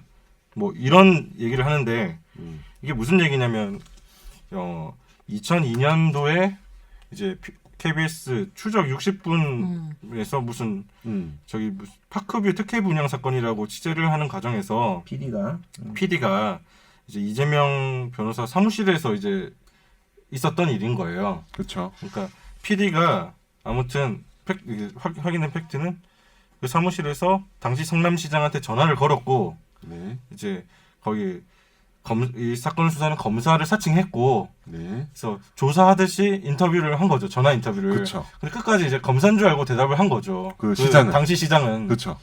그랬을 때 이게 그때 검찰이 이 기소를 했고, 그러니까 이 PD와 이재명 변호사를 검사 사칭으로 기소를 기소했죠. 했고 이제 확정 판결이 났어요. 둘 다 공범으로. 네, 판결이 났는데 이거에 대한 2018년 경기도지사 선거 과정에서 공격이 들어온 거죠. 당신 이런 걸로 처벌받을 수 있지 않냐. 네. 그랬는데 뭐 누명을 썼다, 뭐 내가 한 게 아니다, 사칭은 내가 한 게 아니다 이런 식으로 얘기한 거죠. 제가 한 게 아니고 네. PD가 했는데 네. 저는 옆에서 다른 일을 보고 있었다. 아까 말씀드렸듯이 이재명 그 당시 변호사가 검찰을 사칭해서 전화를 한 건 아니에요. 그렇죠. PD가 했어요. PD가 했지. PD가 했는데 그건 맞아. 네, 네. 검찰이 기소했던 부분은 이게 서로 공모를 했다. 뭐 이럴 때 공모를 했다. PD가 물어봤을 때 PD예요. 그러니까 이재명 변호사님, 제가 이렇게 뭐, 전화 그러니까. 사칭해도 되겠습니까? 변호사 좀 알려주시죠. 뭐 검사 알려달라. 검사 이름 알려달라. 검사 이름 좀 알려주시죠. 수원지검에 누구 뭐 서검사를 해. 서검사를 해. 뭐 서땡땡. 그러면, 그러면 그래서 전화하고 인터뷰 과정에 이제 전화 소리가 들리면 이재명 메모를 변호사가 해주는 뭐 좀 몇 가지 듣고 이거 물어보라고 메모해주고 그쵸. 뭐 그 그러니까 당시에 이제 이제 핵심은 검사 사칭죄가 그 통화에서 직접 직접 사칭한 해야 사람만 되냐. 되는 게 아니라 그건 뭐 당연한 거예요. 그건 그러니까 유죄가 나온 거죠. 옆에서 검사 사칭을 이렇게 하면 잘할 수 있을 걸. 뭐 방조죄가 된다든지 공동정범이 될 수 있는 네. 거죠. 네. 그래가지고 2003년에 아무튼 벌금 150만 원을 받았고요. 이게 이재명 시장이 당시 네, 당시에 판결이 이재명 확정돼서 변호사가 유죄가 된 건 맞죠. 예, 유죄가 된 건 맞아요. 이건 뭐 바꿀 수는 없는 사실이긴 하죠. 거기에 대해서 공격이 들어왔고 이번 경기도지사 선거 과정에서 문제는 선거 과정인 거죠. 예, 선거 과정에서 공격이 들어왔고 너 검사 사칭하지 않았니? 너 유죄 나오지 않았니? 그랬더니 뭐라고 말을 했나요? 제가 한 게 아니고 PD가 사칭하는데 제가 옆에 인터뷰 중이었기 때문에 그걸 도와주었다는 누명을 썼습니다. 누명을 썼다. 예. 누명이 원인이네. 누명이란 말 되게 오랜만에. 누명이지. 약간 두 번째, 예. 원님 앞에서 하는 거 아니에요? 또 저는 검사를 사칭해 전화한 일이 없습니다. 그건 맞지. 예. PD가 한 거를 옆에서 인터뷰하고 있었다는 이유로 제가 도와준 걸로 누명을 썼습니다. 근데 누명을 썼다는 건 자기의 심정이고 억울한 나머지는 다 뭐 거짓말한 건 아니잖아요. 그래서 이거 자체만 놓고 보면 전화 안 했어. 본인 전화 안 했고 전화 안 했지. PD가 한 거예요. PD가 예. 그랬지. 근데 아무튼 검찰은 이게 허위사실 공표를 한 거라고. 왜냐면 선거 과정에서 누명이 거짓말 아니라는 거지. 누명이 아닌데 누명을 썼다고 표현했다고 검찰은 얘기를 하고 있는 거죠. 그럼 검찰의 심리를 먼저 볼까요? 검찰은 네네. 너 당연히 이 검찰사칭 사건에 유죄 너 유죄 확정, 받은 끝나는 거 사건인데 완전히. 유죄 확정된 넌 그 전력이 있는데 왜 누명이라고 하니? 아무튼 누명이다. 근데 이건 아까 이제 선욱 변호사 얘기가 했으니까 내가 먼저 얘기를 해보면 선욱 변호사가 이게 조금 애매하다 그랬는데 나 그 얘기 좀 듣고 싶네. 애매한지. 그러니까 나는 이거는 무죄가 나가야 될 것 같은데. 이거요? 왜냐하면 누명 썼다는 거는 사실 유죄 확정을 뭐 후보로 나온 사람이 뭐 이미 유죄 확정 판결 나온 거를 이렇게 억울하다마다 하면 돼? 부적절해 뭐 그런 말을 할 수 있는데 거짓말한 건 없는데 내가 그러니까 볼 때. 도덕적 비난은 가능할 수 그리고 아무리 무죄 확정이 나오든 유죄 확정이 나오든 진실은 모르는 거니까 난 누명 썼다 억울하다 뭐 그러니까 뭐 적절해 보이지 않거나 뭐 쪼잔해 보인다 이럴 수는 있겠지만 대인배는 아니라고 할 수 있겠지만 죄는 아닌 거지. 거짓말 아니잖아요. 그러면 김 변호사님은 여기 보면 이제 이 워딩 다음에 추가 시간 요청한 뒤에 뭐라고 했냐면 어허. 이분은 맞죠. 그거 이분은 맞아요. 제가 사실 이재명 지사를 사실 정치적으로나 뭐 그런 것들 뭐 다 떠나서 잘 모르잖아요. 정책은 나 되게 모르는 좋아해. 아, 정책은 되게 좋아하는데 약간 깔고 들어가네. 정책은 좋아하는데 비판하려고 지금 예, 좀. 근데 뒤에, 이 뒤에. 뒤에 워딩이 사실은 저는 약간 위험할 수도 있다. 야, 뒤에 거군요. 핵심은. 네. 누명이 왜냐면- 아니었어. 핵심. 자 이게 뭐 이게 고소당하고 내가 자기가 뭐 특혜 분양 사건을 추적해서 폭로했는데 그래서 뭐냐면 어떤 모 방송에서 저를 인터뷰를 했는데 인터뷰를 할 때 전화가 걸려온 거예요. 전화가 걸려온 거예요. 시장에게서. 그래서 그분이 전화로 내가 어디 검사인데 사실대로 얘기하라 이렇게 이야기했죠. 이 그분은 PD죠. 그분이 전화로 네, 그분이 전화로 이렇게 이야기했죠. PD가 이런 말을 했다. 했죠. 근데 저는 일 보고 있었습니다. 요게 저는 약간 문제가 있다고 생각해요. 그 당시에 그러니까 이 판결문에도 그렇고 검찰의 공사실도 그렇고 PD가 그 당시에 이제 자기가 검사 사칭 할 때 그 서모 검사라는 이름을 대라고 한 것도 그렇고 이 이재명 지사는 자기는 여기에 아무것도 개입 안 하고 자기는 저쪽에서 이렇게 사무실에서 컴퓨터로 일하고 있었는데 지 혼자 PD 혼자서 그냥 사칭했다 이렇게 말한 뉘앙스잖아요. 말할 수가 이거지. 절 인터뷰하는 상황인데 전화가 왔다. 전화 왔다. 내가 해서 이제 뭐 하라 한 게 아니라 그래서 전화하길래 인터뷰가 잠깐 중단되고 나는 내 일 보고 있었다. 일 보고 이렇게 있었다. 말을 한 거죠. 그렇죠. 근데 이게 중요한 거는 전화가 거의 이것 좀 약간 애매한데 그 시장이 PD한테 음성 메시지를 남기고 전화 좀 해달라고. 그래서 PD가 전화를 했어. 근데 이거는 아니 시장이 PD한테 음성 메시지를 누가 시장이 남겼지. 시장이 남기고 그래서 PD가 딱 보고 전화하는데 그 과정에서 이제 사실은 서모검사 이런 사람을 PD가 어떻게 알겠어요. 제 개인적으로 그렇게 생각하는 거야. 적극적인 발신을 PD 쪽에서 했다. 발신은 근데 여기다 하나 더 추가하면 뭐 인터뷰하고 있는데 갑자기 전화하는 게 예의가 아니지 사실. 그렇지. 모를 수도 있는 거지. 전화 안 걸려서 전화 안 받았어. 그래서 시장이 음성 메시지를 남겼어. 그걸 보고 PD가 변호사님 이거 시장한테 전화 왔는데 어떻게 하죠? 이런 얘기가 저는 충분히 저는 있었다고 생각하고. 아니 음성 메시지 왔는데 어떻게 하죠? 이렇게 하는 거지. 그러니까 여기 실제로 진술에도 있어요. 네, PD 진술에도. 네. 그리고 이제 시장에서 그래서 그분이 근데 여기 중요한 거는 자기는 전혀 여기서 1도 개입을 안 했다라는 그 뉘앙스 일 보고 있었습니다라는 그게 일단 저는 그게 허위 진술 아니야? 아니 오히려 그게 허위 아닌가? 전화가 걸려온 거예요. 근데 이거는 약간 애매해. 음성 메시지가 음성이 먼저 왔으니까. 그러니까 음성이 온 것도 전화해 주세요요. 네, 전화 좀 해달라고. 그러면 그러네. 그거는 사실은 그래서 저는 전화 걸려온 거는 문제 없을 것 같아요. 이거는 약간 넘어갈 수 있어. 근데 그래, 이제 그런 거구나. 자기가 여기에 대해서 아무런 개입을 안 했다는 그 워딩 자체가 이거는 허위 아닌가라는 생각이 들어요. 물론 이게 뭐냐면 여기서 판결문에는 내가 유죄 판결을 받았는데 내가 유죄 판결에 대해서 자기가 평가가 있을 거 아니야. 나는 억울한 누명이라고 생각한다. 확정됐어도 억울할 수 있지. 그렇죠. 그건 사실 의견 제시야. 네. 의견 제시는 명예훼손에서도 그렇고 이렇지만 허위 사실이라 그러니까 사실 적시가 아니기 때문에 허위사실 공표에 의한 공직선거법 위반이 안 되거든요. 그건 맞아.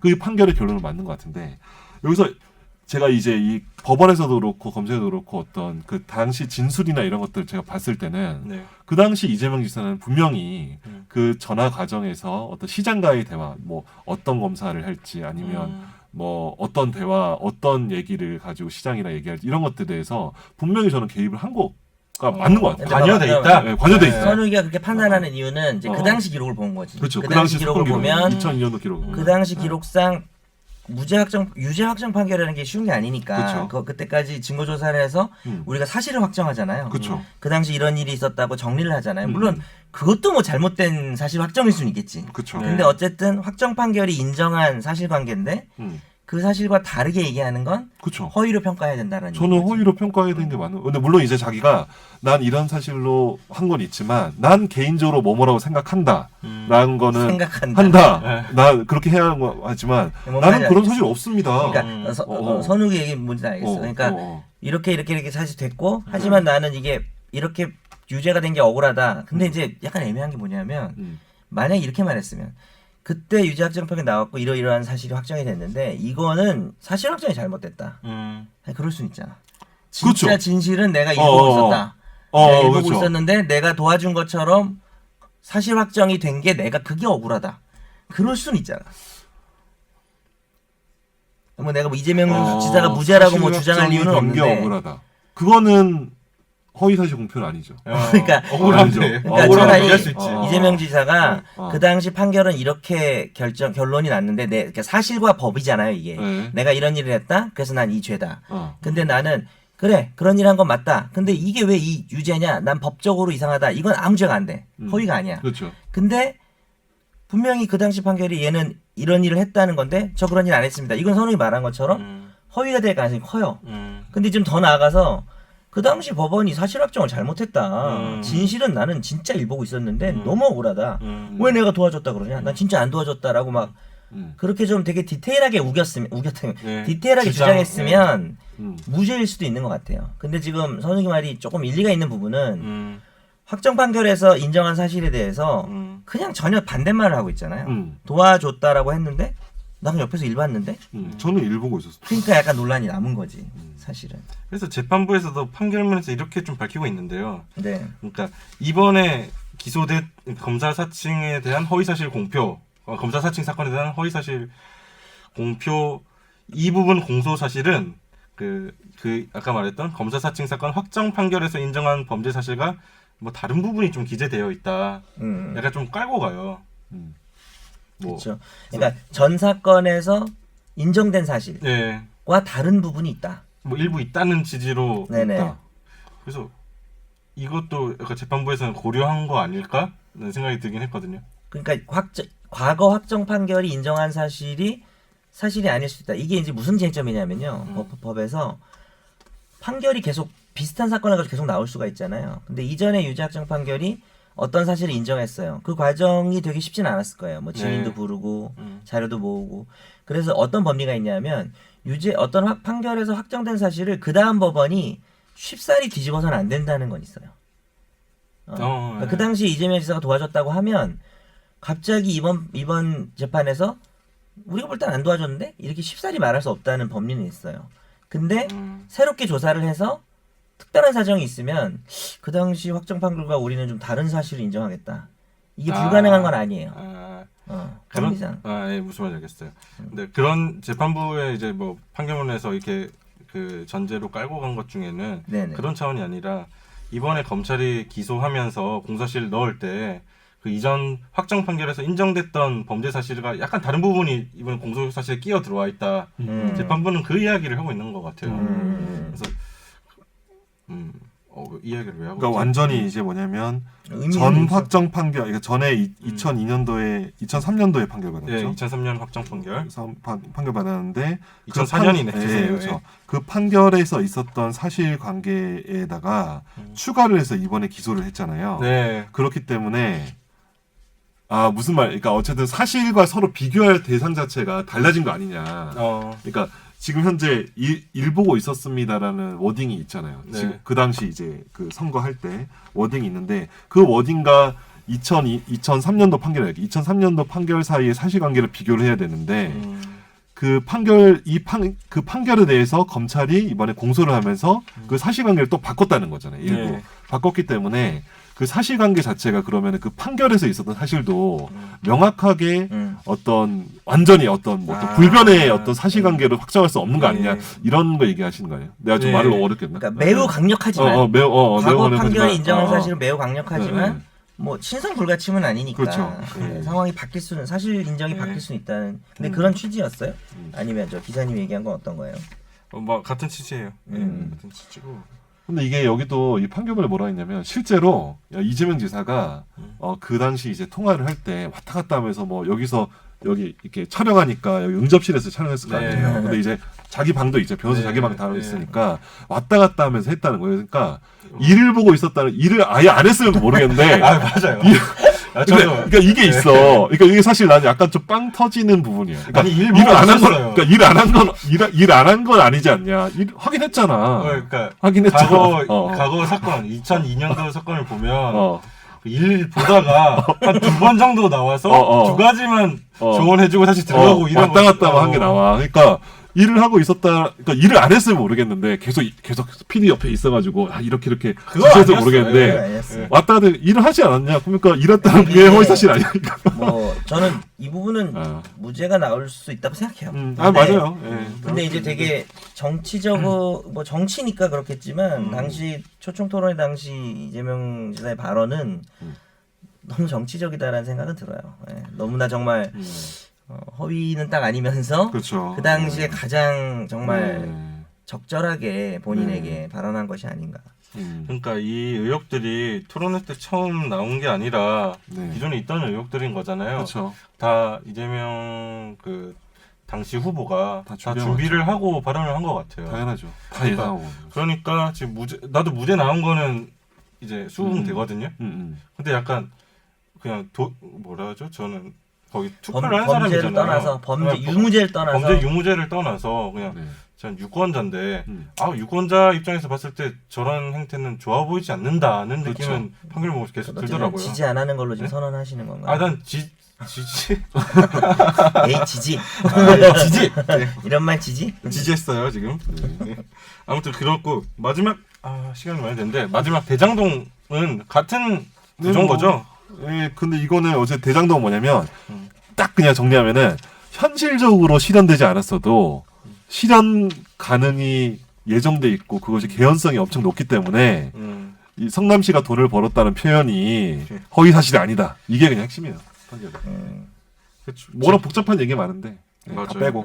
좀 정리해 보면 이게 사건들이 이 혐의들이요 별로 연관성이 없어요. 보통 우리가 뭐 판결문 분석하다 보면 한 가지 어떤 팩트로 진행되는 상황에서 범죄 혐의가 여러 개 있는 경우가 있는데 이거 완전 다 별개거든요. 그렇죠. 그렇죠. 예. 어려워. 그리고 완전 다 별개고 솔직히 변호사로서 드는 느낌은 무죄가 나온 게 수긍이 되기도 하는데 유죄가 나올 수도 있겠다는 혐의가 있는 것 같아요. 좀 보기에 따라서는 일부. 그래서 아까 뭐 김 변호사도 얘기했지만 항소심 결과를 예측하기가 쉽진 않다.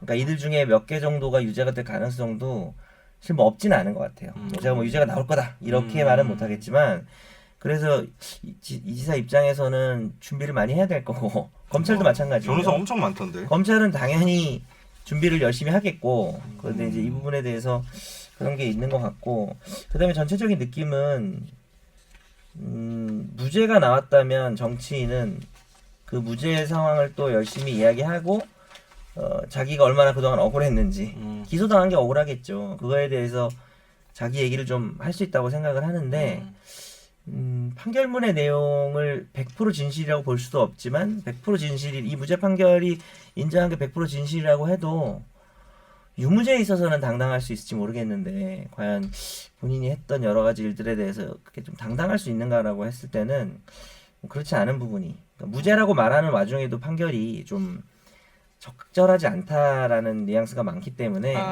그런 부분에 대한 반성은 오히려 그러니까 정말 자기가 큰 그림을 본다면 어차피 무죄 나왔기 때문에 완전 기분 좋죠. 그리고 사람들이 다 인정하겠죠. 이 당장은. 그럴 때일수록 잘못한 부분은 좀 오히려 그런 어려운 일인가? 내가 그건 그러니까 어려운 약간 바람인가? 자기가 잘못된 부분이 있다고 생각이 되면 인정하고 사과할 부분 사과해야 된다고 생각하는 게 아니 아까 제가 말씀드렸던 유권자 입장이 뭐냐면 판결문에 써 있어요. 여기서 좀 공감이 돼서 그랬던 건데 이 재판부도 뭐라고 얘기하고 있냐면 저는 이 마지막 발언을 이걸로 할게요. 네. 그 후보자 합동 토론회에서 그 상대 후보가 형님을 정신병원에 입원시키려고 하셨죠? 보건소장 통해서 입원시키려고 하셨죠? 라는 질문에 그런 일 없습니다.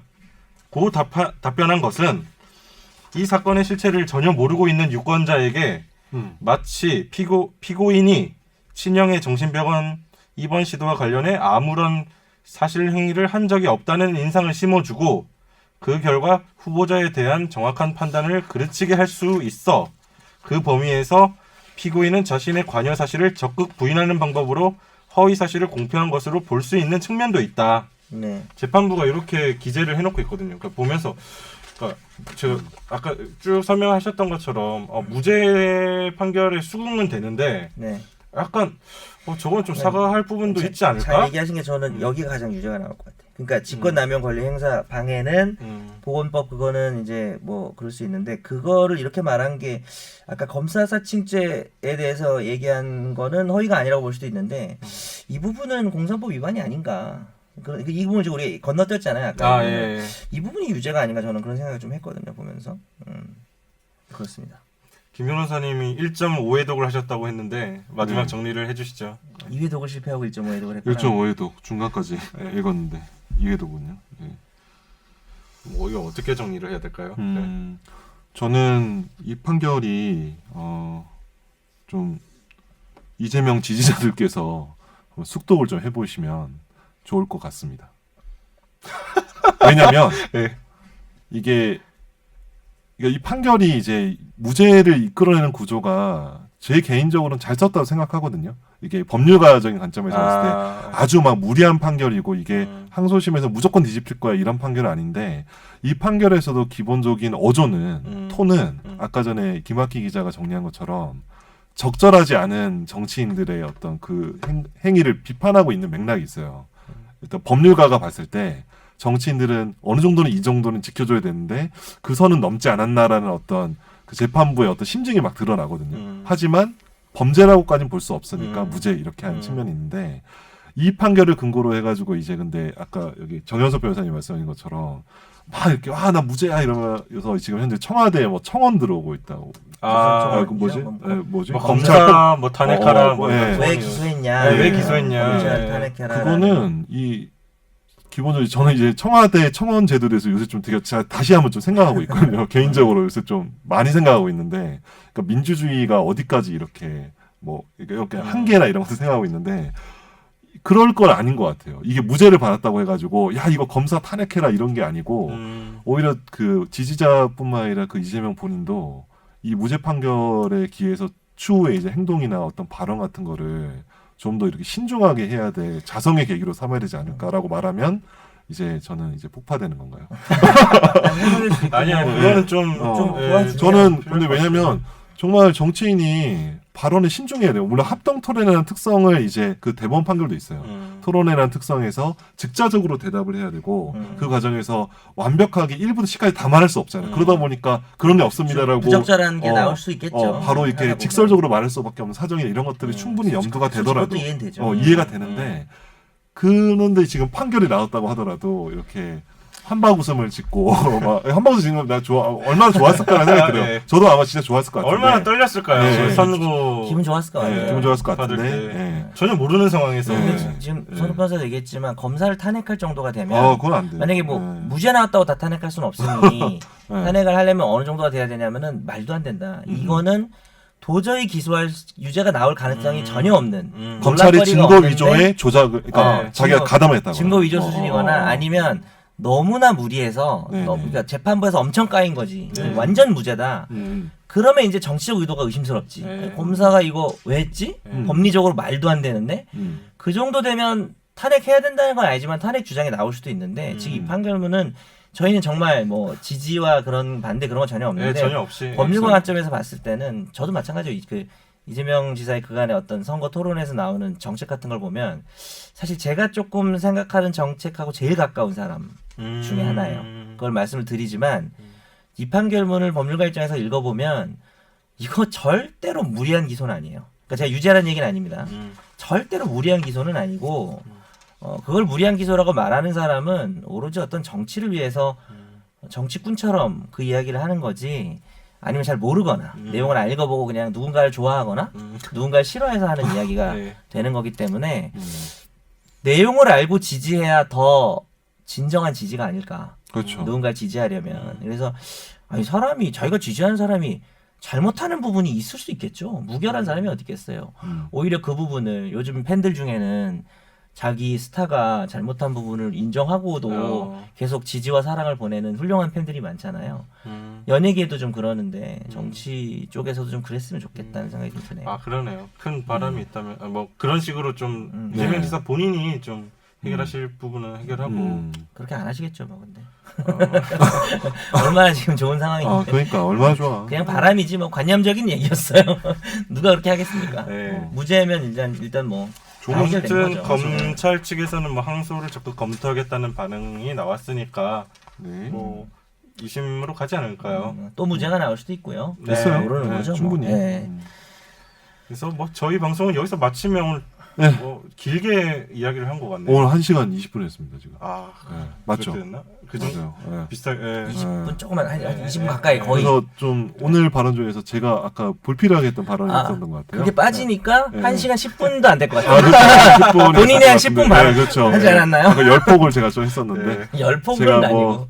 하여튼 제가 근데 두고 보니까 다 열질이네. 예 제가 그러니까 뭐 나도 이제 그걸 싫어할 수 있는 말할 때 약간 좀 흥분상태야. 이름이 욱한이 이름이 욱이 있어가지고 아 여기서 정리를 할게요. 네. 네, 그렇습니다. 예. 그러면 저희는 또 다음 주에 약간 정통 법률 법률.